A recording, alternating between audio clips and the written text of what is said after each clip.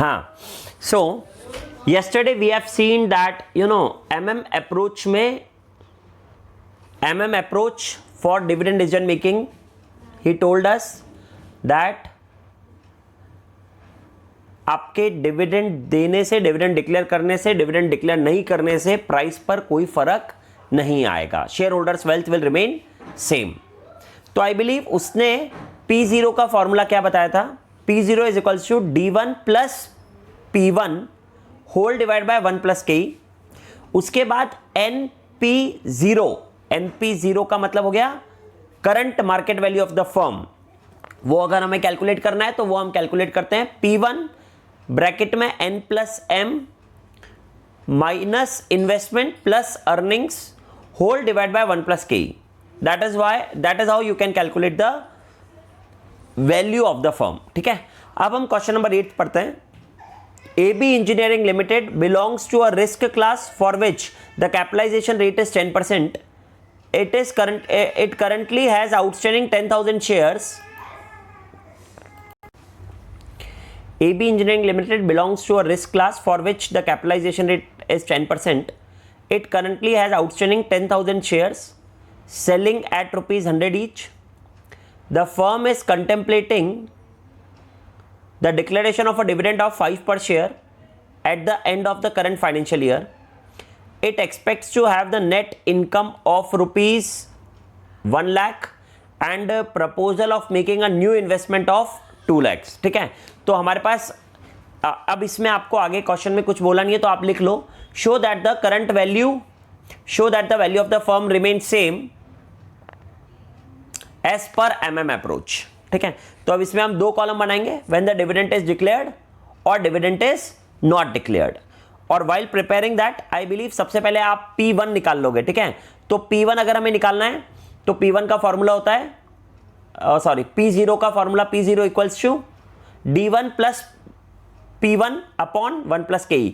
तो D1 अभी हमारे पास दे रखा है क्वेश्चन में 100 rupees, sorry not D1, P0 हमारे पास दे रखा है क्वेश्चन में अभी 100 रुपीज। अब अगर हमने डिविडेंड डिक्लेयर करा तो 5 पर शेयर, तो D1 5 हो गया और के हमारे पास 10% है, तो 100 इंटू 1.1 कर देंगे हम, 100 P0 है ना, इंटू 1.1 कर दिया तो हमारे पास 110 आ गया। तो जब डिविडेंड डिक्लेयर करा तो D1 5 रह गया और डिविडेंड नहीं डिक्लेयर करा तो D1 0 हो गया। तो जब D1 5 हुआ तो P1 105 आ गया और जब D1 0 हुआ तो P1 110 आ गया। तो पहले तो आपने P1 निकाल लिया दोनों ही केस में, तो डिविडेंड डिक्लेयर्ड तो 105, डिविडेंड नॉट डिक्लेयर्ड तो इट विल बी 110। अब हम एक इनकम स्टेटमेंट बनाएंगे, तो इनकम स्टेटमेंट बनाओगे जब आप, तो आपके पास 1 लाख का इनकम हो गया। ठीक है ना, EBIT दोनों में 1 लाख हो गया। अब जब आपके पास 10,000 शेयर है, 5 रुपीज का डिविडेंड है पर शेयर, तो 5 इंटू 10,000 50,000 आपने डिविडेंड दे दिया, तो आपके पास रिमेनिंग जो अमाउंट रिटेन अर्निंग बचा वो 50,000 और दूसरी साइड में 1 लाख के पूरा रिटेन अर्निंग्स है। अब इन्वेस्टमेंट करना है हमें 2 लाख का, तो 2 लाख के इन्वेस्टमेंट में से रिटेन अर्निंग एक बार तो 50,000 आ गया, तो 1.5 लाख 1,50,000 हमें फ्रेश इश्यू ऑफ शेयर से चाहिए और उधर हमारे पास 2 लाख में से 1 लाख आ गया, तो 1 लाख और फ्रेश इश्यू ऑफ शेयर से चाहिए। तो अब हम क्या करेंगे, तो नाउ आई बिलीव हम करने वाले हैं कि जो हमें 1,50,000 रिक्वायर्ड है डिवाइडेड बाय 105, तो हमारे को इतने और शेयर्स फ्रेश इश्यू करने पड़ेंगे 1842.57। ठीक है ना, और इसमें मैं प्लस कर देता हूं आपके एग्जिस्टिंग शेयर 10,000 के, आपके एग्जिस्टिंग शेयर 10,000 एग्जिस्टिंग शेयर थे, तो टोटल मिलाकर के मेरे पास शेयर आ गया 11,428.57। इसको मैं मल्टीप्लाई कर दूंगा आपका मार्केट प्राइस से 105 से, तो मेरे पास 12 लाख रुपए आ गए और उस 12 लाख रुपए में से मैं माइनस करूंगा 2 लाख का इन्वेस्टमेंट और उसमें मैं प्लस कर दूंगा 1 लाख रुपए की अर्निंग, 1 लाख रुपए की अर्निंग, तो 11 लाख डिवाइडेड बाय 1.1, तो मेरे पास 10 लाख की करंट मार्केट वैल्यू आ गई। अब ये सेम चीज ही I will do when dividend is not declared. तो जब डिविडेंड नॉट डिक्लेयर्ड हुआ तो 2 लाख में से 1 लाख, मतलब 1 लाख ही मुझे फर्दर रेस करना है, तो 1 लाख डिवाइडेड बाय 110, तो मेरे को इतने शेयर्स रेस करने हैं plus 10,000 existing shares multiplied by 110, तो मेरे पास वापस 12 लाख आ गया, माइनस 2 लाख और इसमें वापस से plus 1 lakh, 11 lakh divide by 1.1। तो देखो मेरी करंट मार्केट वैल्यू 10 लाख की आ गई, whether dividend has been declared और नॉट। तो यही मेरे को शो करना था क्वेश्चन नंबर 8 में। इसी मैनर में सेम होगा अब आपका क्वेश्चन नंबर 9 भी और सेम होगा क्वेश्चन नंबर 10 भी, इनमें कोई डिफरेंस नहीं है। हम चेक कर सकते हैं, let us check this question number 9 now. पहले मैं आपको 8 का सॉल्यूशन दिखा देता हूं। व्हेन यू विल सी 8 का सॉल्यूशन, तो देखो ये 12 लाख आया और 10 लाख आ गया आपका क्वेश्चन नंबर 8 में, 10 लाख और 10 लाख आ गया। When dividend is not declared और व्हेन डिविडेंड इज डिक्लेयर्ड, दोनों में ही करंट मार्केट वैल्यू 10 लाख आ गई। आप चेक कर सकते हो, ये सब मैं सॉल्यूशन आपके ग्रुप में सेंड कर ही चुका हूं, ठीक है। Now let us see question number 9। RSG limited has a capital of 10 lakhs इन इक्विटी शेयर्स ऑफ 100 ईच, ठीक है। The shares are currently quoted at par. Company proposed to declare a dividend of 10 per share at the end of the current financial year. The capitalization rate for the risk class for which the company belongs is 12%. What will be the market price of the share at the end of the year if the dividend is not declared or if the dividend is declared? Assuming that a company pays a dividend and has a net profit of 5 lakh and makes a new investment of 10 lakh during the period, how many new shares must be issued? Use the MM model. Okay.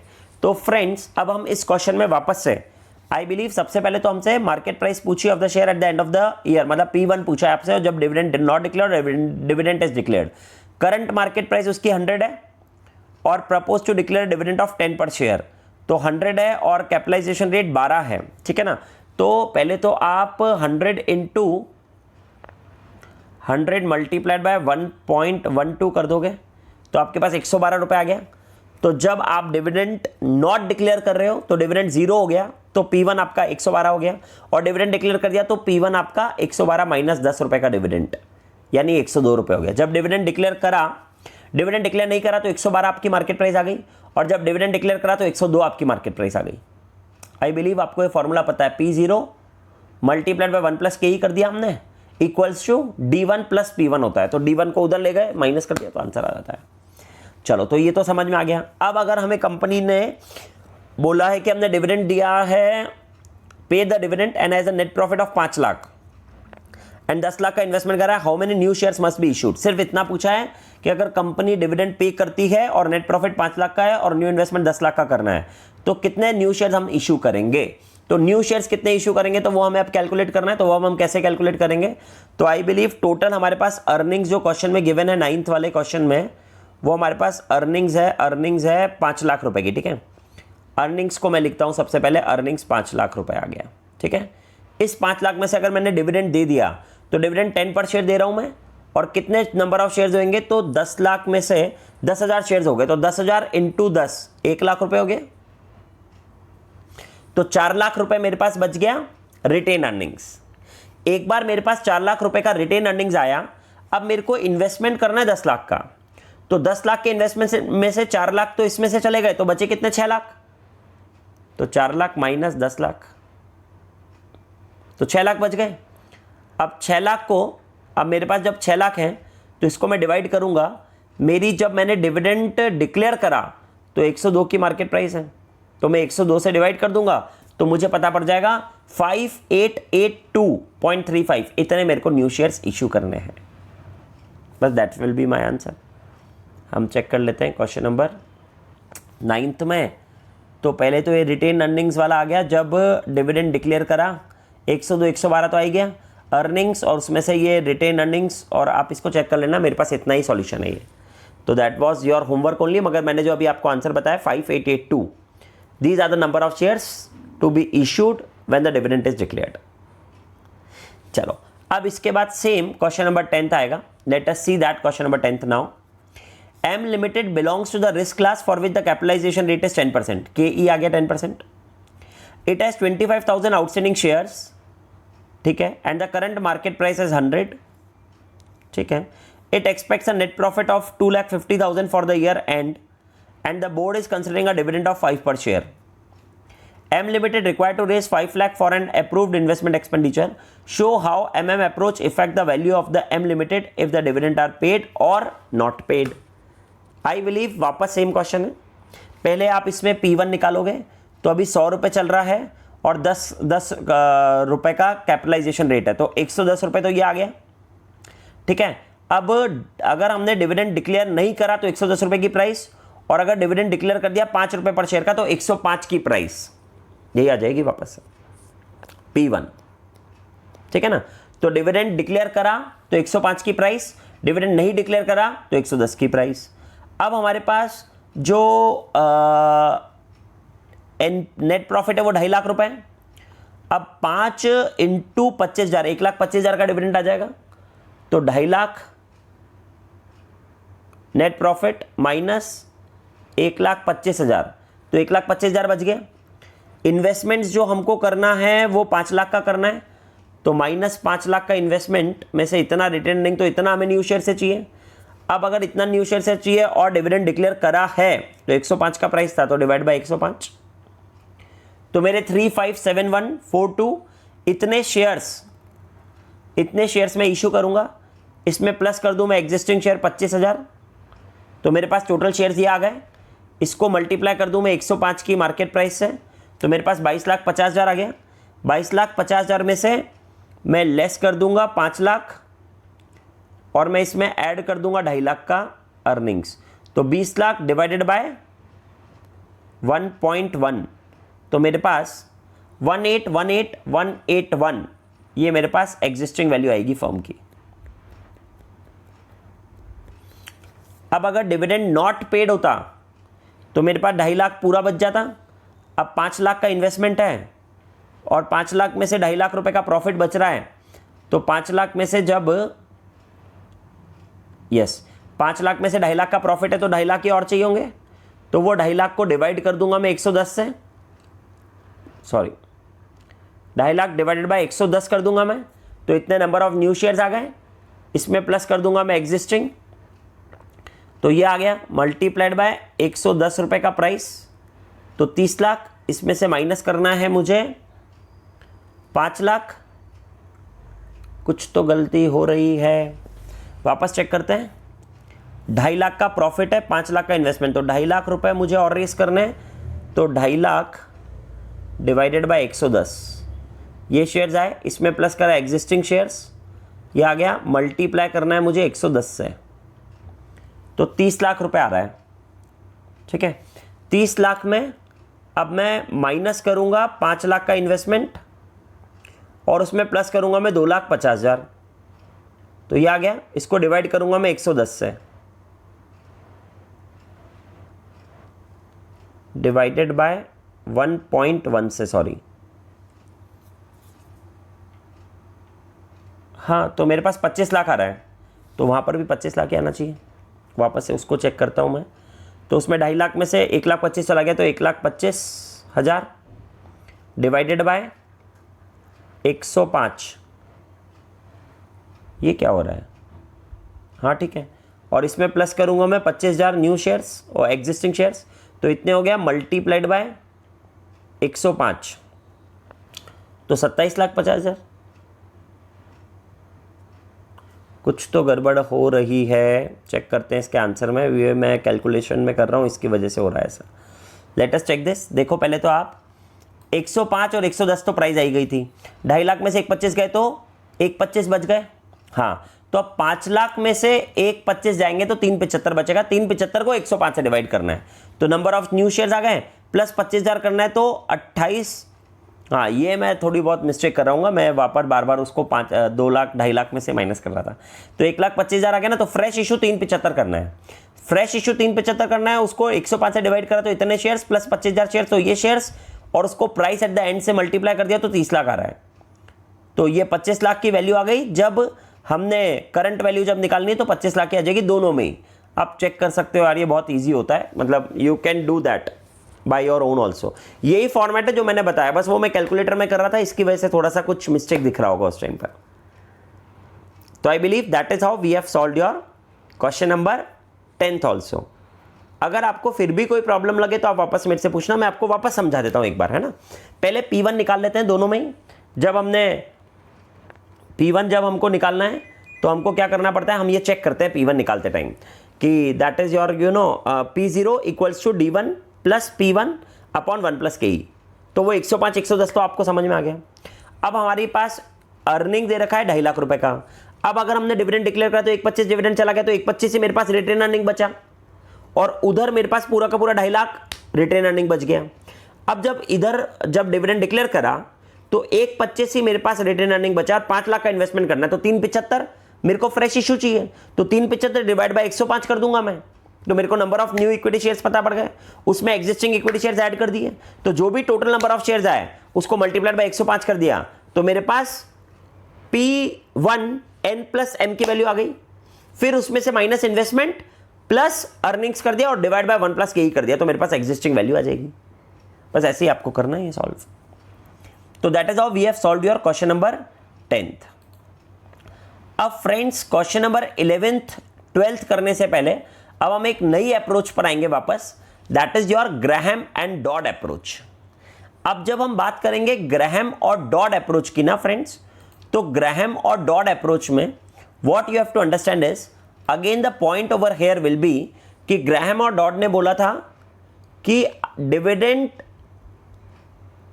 Will impact the market price of the share. सिर्फ एक MM model ही ऐसा था जिसने बताया था कि dividend से कोई फर्क नहीं पड़ता, but Graham and Dodd also again told कि dividend will effect the market price of the share. तो that was your Graham and Dodd approach. इसको हम ट्रेडिशनल अप्रोच भी बोलते हैं। Graham and Dodd approach is also called as your traditional approach. तो इस approach में क्या बताया, तो let us read that now. As per this approach, investor assign more weightage to the dividends as compared to the retained earnings। इस approach में ये बोला है कि जो इन्वेस्टर्स है they are more concern with the dividends instead of their retain earnings. This is because near by dividends are more certain as compare to the distinct dividend. क्योंकि उसका इसमें ग्राहम एंड डॉड का traditional approach का simple logic था कि यार जब हम डिविडेंड दे रहे हैं तो वो तो रिसेंट और या तो वो आपके नियर बाय डिविडेंड्स ही मिल रहा है आपको, तो करंट में पैसा आ रहा है तो वो ज्यादा फीजेबल है from the distinct dividend. Retain earning का तो पैसा बाद में फ्यूचर में जाने कब मिलेगा हमको। तो therefore as per Graham and Dodd उसने बताया था कि near by dividends are more certain as to the distinct dividends. Here the weights attached to the dividends are equal to 4 times the weight attached to the retain earnings. मतलब उसने पहले से specify कर रखा है कि डिविडेंड का weightage 4 times होगा as compare to the retain earnings का। और therefore as per Graham and Dodd इन्होंने फॉर्मूला बनाया, P मतलब प्राइस निकालने का, ये म्यू है, mu that is an constant variable है, ये कांस्टेंट वेरिएबल है, ये क्वेश्चन में हमेशा गिवन होगा कि म्यू कितना है, मल्टीप्लायर जिसको हम बोलते हैं, और D plus E upon 3, D plus E upon 3 हमको करना है। That is the formula for calculating the price of the share. Multiplier question में गिवन होगा, ये एक वेरिएबल है, जैसे बीटा होता है वैसे ही एक मल्टीप्लायर वेरिएबल है। फिर D प्लस E अपॉन 3 करा है हमने। इसको डिराइव कैसे करा वो मैं आपको आपके ग्रुप में सेंड कर दूंगा, और चाहूंगा तो अभी इसके बाद मैं आपको समझा भी दूंगा। But that is a formula which has been given by Graham and Dodd approach, जहां पर P का मतलब प्राइस ऑफ द शेयर आएगा, M का मतलब मल्टीप्लायर होगा, ये क्वेश्चन गिवन होगा हमेशा, D का मतलब डिविडेंड पर शेयर है और E का मतलब अर्निंग पर शेयर है। तो अब हम इसका क्वेश्चन नंबर 12th 11th और 12th देखते हैं। As per this approach, the following information regarding the equity shares of M limited is given. Market price, current market price आ गया, डिविडेंड पर शेयर 5 आ गया और मल्टीप्लायर 7 आ गया। According to the Graham and Dodd approach to the dividend policy compute the EPS। आपको EPS निकालने को बोल रहे हैं। तो अब आप क्या करोगे फ्रेंड्स, तो आपके पास सबसे पहले मल्टीप्लायर कितना गिवन है, 7 का मल्टीप्लायर है और मार्केट प्राइस है 58.33। तो सबसे पहले तो मैं 58.33 डिवाइडेड बाय 7 कर सकता हूं। तो मेरे पास प्राइस से डिवाइड जब मैंने मल्टीप्लाई कर दिया तो मेरे पास ब्रैकेट में D प्लस E अपॉन 3 बच गया। अब D मेरे पास डिविडेंड दे रखा है पर शेयर का 5।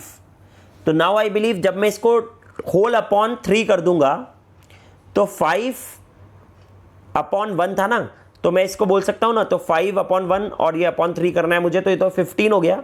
15 plus E is equals to 8.33 multiplied by 3, तो मेरे पास ये 25 आ गया। 25 में से 15 जो मेरा डिविडेंड पर शेयर मतलब मैंने करा था, तो वो माइनस कर दूंगा, तो मेरे पास 10 रुपीज का अर्निंग पर शेयर आ जाएगा।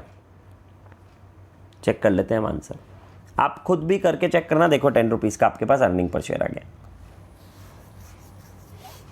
कैलकुलेशन थोड़ा सा करना आप, तो आपको समझ में आ जाएगा। That is what you did in your question number 11th। Question number 12th भी हम पढ़ लेते हैं पहले। The dividend pay out ratio of H limited is 40%। If the company follow traditional approach मतलब Graham and Dodd approach to dividend policy with a multiplier of 9, what will be the PE ratio.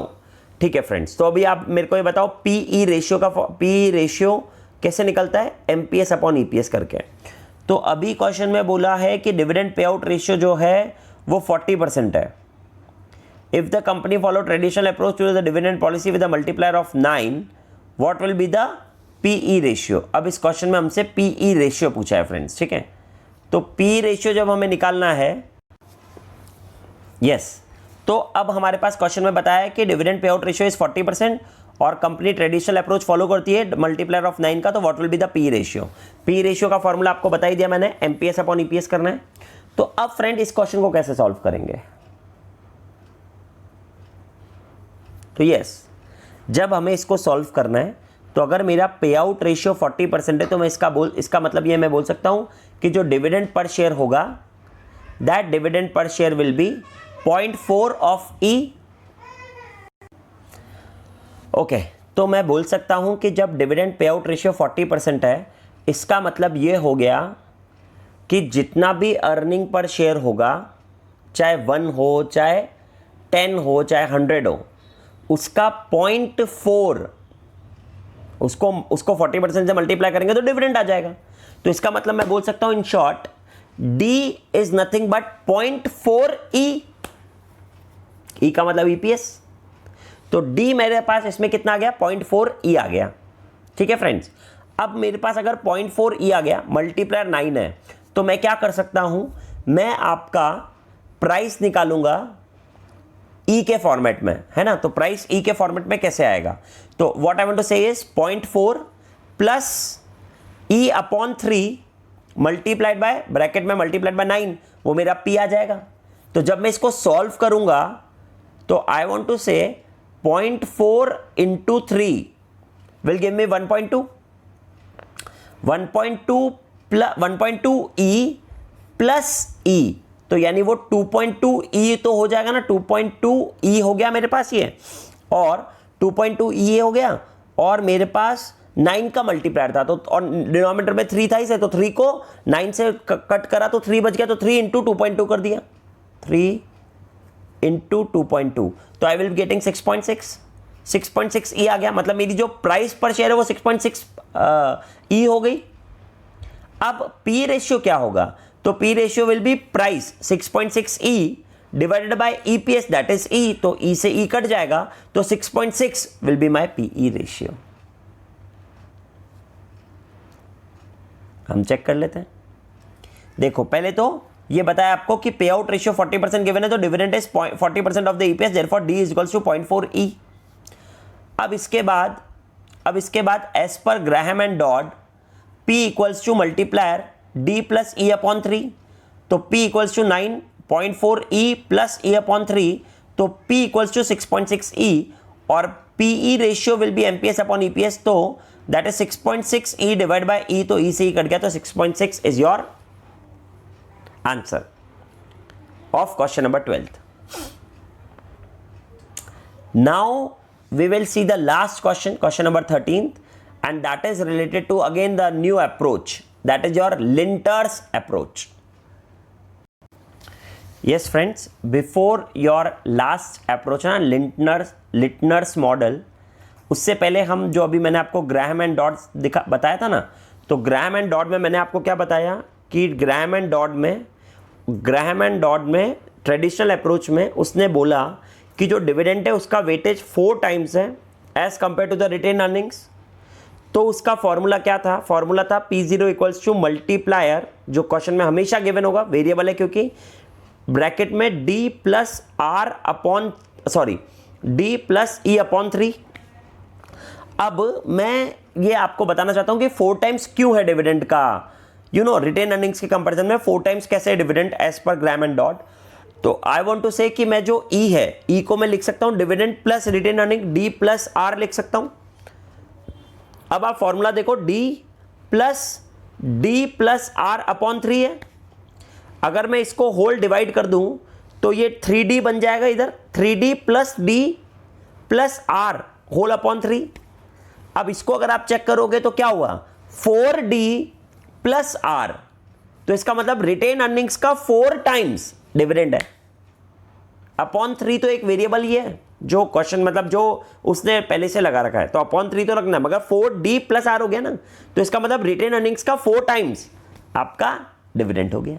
तो जो मैंने अभी आपको बात बताई थी, देखो ये आपके फाइनल सीए में गिवन है actually.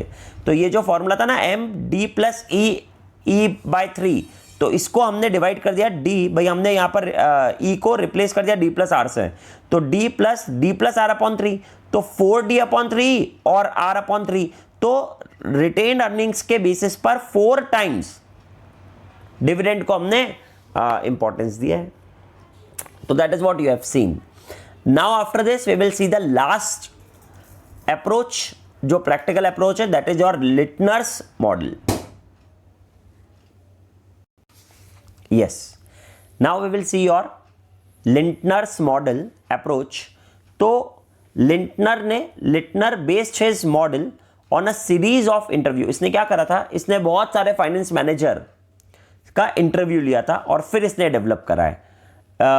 His model is based on the series of interview with the finance manager. His findings were as follows. Firm have a long term target pay out ratio. इसकी finding ये थी कि भाई हर एक firm का long term का target pay out ratio होता है for a particular year. It may be more और less, but over a long period of time it tries and maintain a fixed पे आउट रेशियो। भाई over a period of time firm से जब उसने interview करा तो पता पड़ा कि फर्म का एक टारगेट पे आउट रेशियो होता है लॉन्ग टर्म में, कि भाई हमें 25% 30% ऑफ द अर्निंग हर साल देना ही है। तो अब ये लॉन्ग टर्म पीरियड के लिए एवरेज 30-35 रहेगा। कभी किसी साल 35 दे दिया, कभी किसी साल 40 दे दिया, मगर ऑन एन एवरेज 40 या 35 जो भी उन्होंने सेट करा है वो हमेशा रहना ही रहना है। पर्टिकुलर ईयर्स में चेंज हो सकता है। ये उसकी फर्स्ट फाइंडिंग थी। दूसरी बात, finance manager are concern with the change in the dividend rather than the amount of dividend. जो फाइनेंस मैनेजर है ना, वो परसेंटेज ऑफ डिविडेंड कितना दे रहे हैं उसके चेंज पर ज्यादा इंपैक्ट देते थे instead of amount of the dividend, amount of the dividend itself. For example, a manager is open to announcing a dividend of rupees 3 per share if the last year also it was rupees 3 per share. बात सही है कि last year भी suppose करो आपको dividend 3 रुपए का मिला था, तो इस साल भी अगर आपको 3 रुपए का डिविडेंड देना है तो उसको कोई हिचक नहीं आएगी, हेजिटेट नहीं करेगा वो बताने में। बट अगर उससे कम वो डिविडेंड दे रहा है तो वहां पर प्रॉब्लम क्रिएट हो जाती है, क्योंकि वहां पर जो इन्वेस्टर्स हैं वो ये सोचेंगे कि यार ये कंपनी डिविडेंड कम क्यों कर रही है, इसका मतलब कंपनी की ग्रोथ नहीं होगी, तो वहां पर प्रॉब्लम आ जाएगी। उसको बढ़ाने में प्रॉब्लम नहीं है, मगर कम करने में प्रॉब्लम है। तो यही वाली बात बता रहा है वो। But he is hesitate if last year was 2 पर शेयर। अगर लास्ट ईयर 2 है और इस बार 3 बताना भी है ना उसको, तो भी उसको प्रॉब्लम आएगी। क्यों आएगी? क्योंकि अगर इस साल 3 बता दिया ना फ्रेंड्स, तो हर साल 3 मेंटेन ही करना पड़ेगा ना आपको। ऐसा नहीं कर सकते आप, भाई इस साल ज्यादा प्रॉफिट हो तो 3 दे दिया, आप अगले साल कम होगा तो 2 दे देंगे, क्योंकि फिर वापस वो तो वही सिचुएशन आ गई कि आपने 3 से 2 पर आ गए। जैसे बहुत सिंपल सी बात है, आप फाउंडेशन मेरे पास पढ़े और फाउंडेशन में आपको मैंने 5000 रुपीज का डिस्काउंट दिया। अब जब आप इंटर सीए में अगर आओगे तो इंटर सीए में भी यू विल एक्सपेक्ट कि सर आप हमको 5000 का तो डिस्काउंट दोगे ही दोगे। अब अगर मैंने फाउंडेशन में आपको कोई डिस्काउंट नहीं दिया तो इंटर सीए में मेरे को कोई प्रॉब्लम ही नहीं है डिस्काउंट देने में। बट अगर फाउंडेशन में दिया तो इंटर सीए में भी उतना तो देना ही पड़ेगा ना।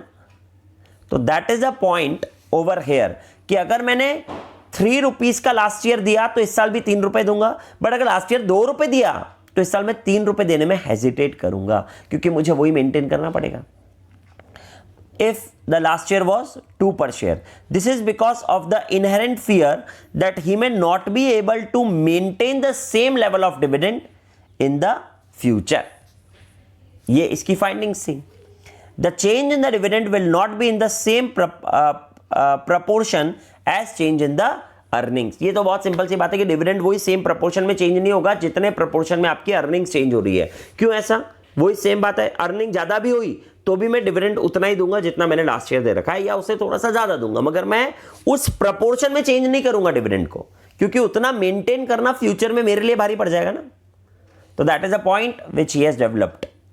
तो एज पर लिटनर्स मॉडल इसने जो बनाया, इसमें प्राइस नहीं आएगी कहीं, इसने बनाया D1, मतलब expected dividend will be equals to D0 plus bracket में EPS multiplied by target pay out ratio, bracket close, inner bracket, minus D0 और वापस से full bracket close multiplied by adjusted rate.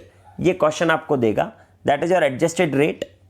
तो एडजस्टमेंट फैक्टर भी हम इसको बोलते हैं या एडजस्टेड रेट भी हम इसको बोलते हैं. ये क्वेश्चन देगा, जैसे मल्टीप्लायर था ना gram and dot traditional approach में, वैसे एडजस्टेड रेट या आपका एडजस्टमेंट फैक्टर होता है लिंटनर्स मॉडल में. और इसका formula will be D1 equals to, याद रखना है आपको, D0 प्लस ब्रैकेट में EPS multiplied by target pay out ratio minus D0, target pay out ratio bracket close minus D0 और whole multiplied by adjusting factor. Adjustment factor will depend upon the finance manager. A conservative finance manager will have a low adjustment factor and vice versa. अब friends ये adjustment factor, multiplier, ये सब एक variable constant है जो question आपको देगा. इनकी डेरिवेशंस हमारे कोर्स में नहीं है, तो इसलिए इनकी डेरिवेशंस और कहीं दे भी नहीं रखी है. तो we are not able to solve that derivation of multiplier by multiplier कैसे आता है या फिर एडजस्टमेंट फैक्टर कैसे आता है. तो दैट इज बीन गिवन, तो वो आपको एज इट इज क्वेश्चन बताएगा.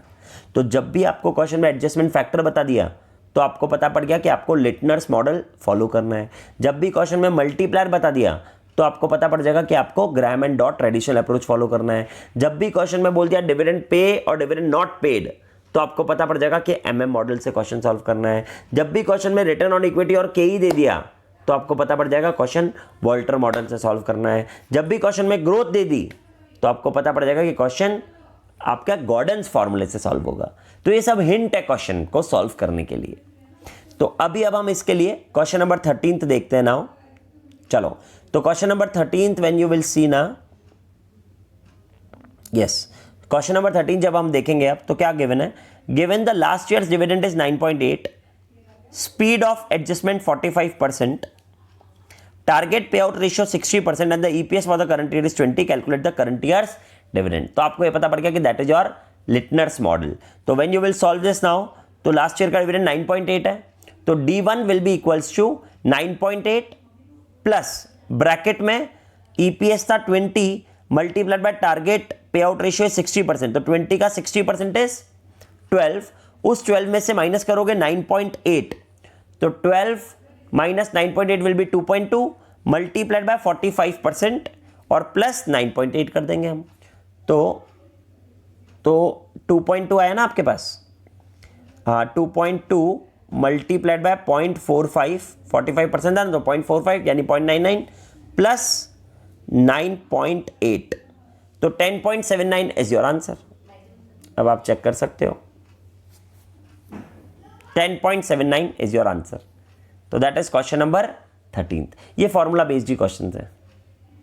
अब जो ये नोट फॉर रेफरेंस है जो मैंने आपको बताया वही सेम चीज इसमें गिवन है कि अगर अभी कभी आपको क्वेश्चन में ग्रोथ रेट बता देंगे, कभी आपको क्वेश्चन में ग्रोथ रेट बता दिया तो गॉर्डन फॉर्मूला यूज करना है.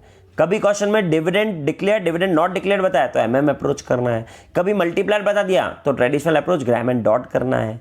और कभी आपको एडजस्टमेंट रेट या एडजस्टमेंट फैक्टर बता दिया तो आपको लिटनर्स अप्रोच से क्वेश्चन को सॉल्व करना है.